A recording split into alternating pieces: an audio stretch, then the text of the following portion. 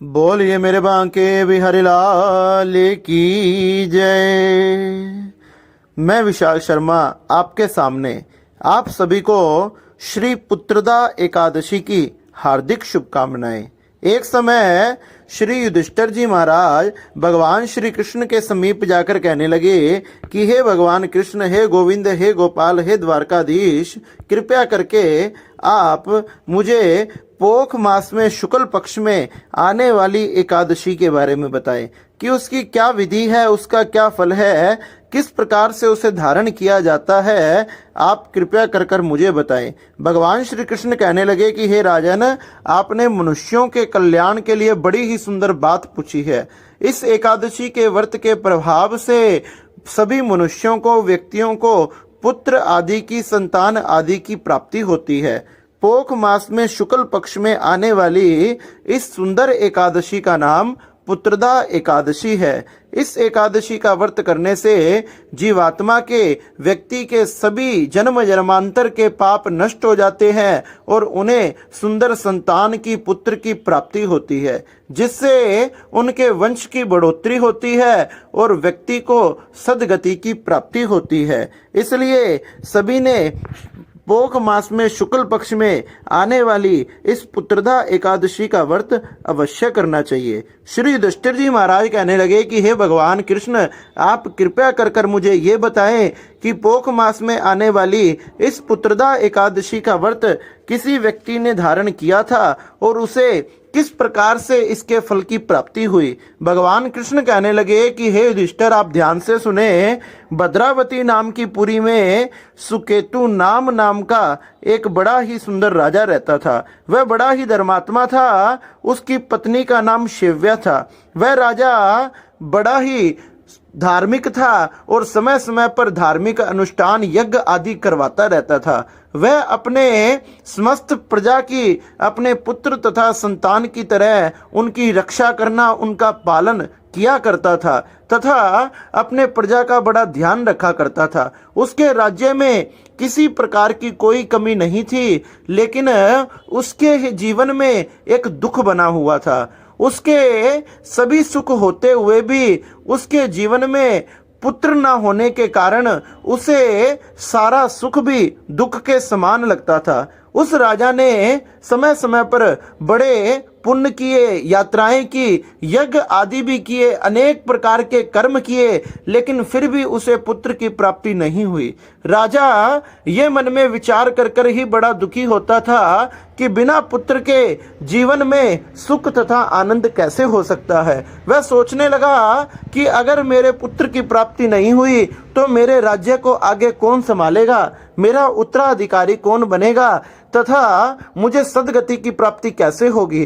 क्योंकि जिस व्यक्ति का उसका पुत्र अंत्योष्टि, उसका अंतिम क्रिया आदि नहीं करता तो उसे सद्गति की प्राप्ति नहीं होती। बैकुंठ तथा स्वर्ग के दरवाजे उसके लिए बंद हो जाते हैं। हमारे पितरों का कल्याण कैसे होगा, ये सब बातें सोचकर राजा सुकेतु नाम बड़ा ही दुखी हुआ करता था। एक दिन उसके मन में विचार आया कि बिना पुत्र के मैं जीवित रहकर क्या करूंगा। बिना पुत्र के घर सूना रहता है। जिनके घर में पुत्र है उसी का ही इस लोक में तथा परलोक में यश होता है, तथा जिसके यहाँ पुत्र नहीं है वह यहाँ तो अनेक प्रकार के दुखों को भोगता ही है, उस लोक में भी उसकी दुर्गति हो जाती है। इस प्रकार वह मन में विचार करके अब मैं क्या करूं तथा एक दिन वह सोचने लगा बिना पुत्र के मैं जीवित रहकर क्या करूंगा। तो उसने आत्महत्या का विचार बनाया।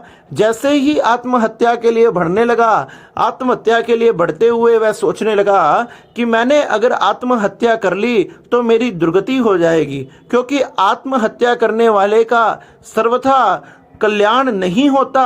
मेरे लिए नरक के दरवाजे खुल जाएंगे और जन्म जन्मांतर से इस जन्म में जो भी मैंने पुण्य किए हैं वह सब नष्ट हो जाएंगे। इससे मेरा तथा मेरे पूर्वजों का, पितरों का बड़ा ही नुकसान होगा, दोष होगा। इसलिए मैंने ये कार्य, आत्महत्या का विचार मन से त्याग देना चाहिए। लेकिन फिर भी मैं ऐसा क्या करूं जिससे मेरा ये दुख दूर हो जाए, क्योंकि अब मुझसे मेरा ये दुख देखा नहीं जाता। इस प्रकार जब बड़ा समय व्यतीत हो गया तो एक दिन राजा ने सोचा, मैंने इस राज्य को, इस दुनिया को, इस सारे संसार को छोड़ देना चाहिए और इस संसार को छोड़कर एकांत में चले जाना चाहिए। राजा अपने घोड़े पर सवार होकर अपने राज्य की सीमा से बाहर निकलकर वन की तरफ बढ़ने लगा। जब राजा वन की तरफ बढ़ने लगा तो चलते चलते जब उसे काफी समय व्यतीत हो गया तो उसके सामने एक बड़ा ही सुंदर सरोवर आया। उस सरोवर के निकट जैसे ही वह पहुंचा, उसके दाहिने अंग फड़कने लगे तथा उसका दाहिना नेत्र, दाहिना हाथ फड़कने लगा। और मनुष्य का, पुरुष का दाहिना अंग फड़कना पवित्र माना जाता है। उसने सोचा, जरूर कुछ ना कुछ शुभ तथा अच्छा होने वाला है, क्योंकि मुझे शुभ संकेत हो रहा है। उसका मन प्रसन्न होने लगा। जैसे ही सरोवर के पास वह पहुंचा, अपने घोड़े से उतरकर जल में स्नान किया, आचमन किया, स्नान आदि किया तथा थोड़ी आगे चला तो उसने क्या देखा, सामने उसके कुछ संत महात्मा तपस्वी आए हुए थे।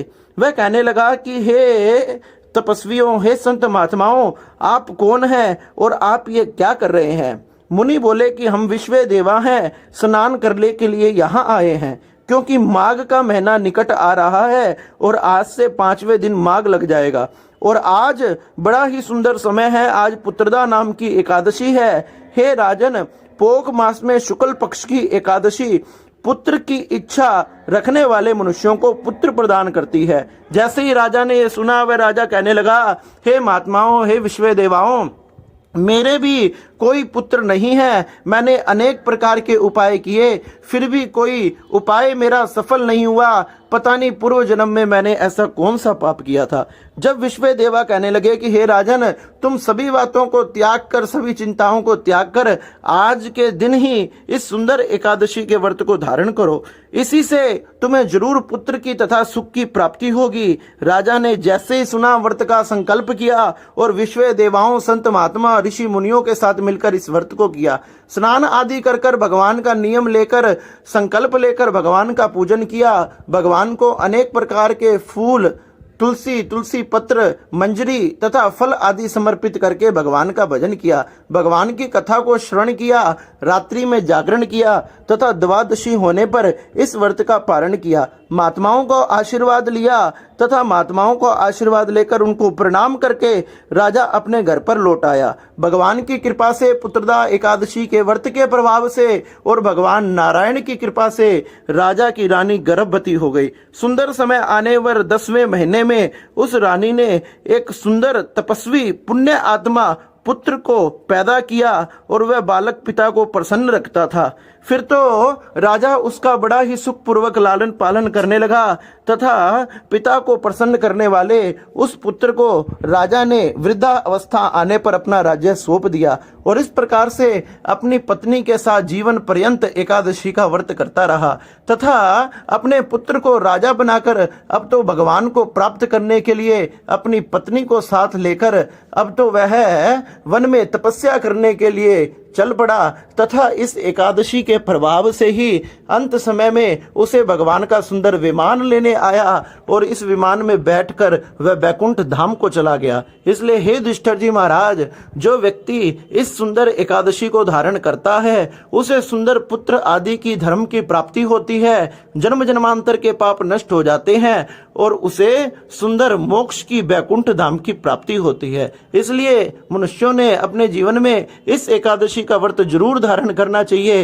युधिष्ठिर जी महाराज ने भी अपने सहपरिवार इस व्रत को धारण किया तथा भगवान की भक्ति तथा भगवान के आशीर्वाद कृपा को प्राप्त किया। इसलिए इस व्रत को हमने अवश्य करना चाहिए। बोलिए मेरे बांके बिहारी लाल की जय।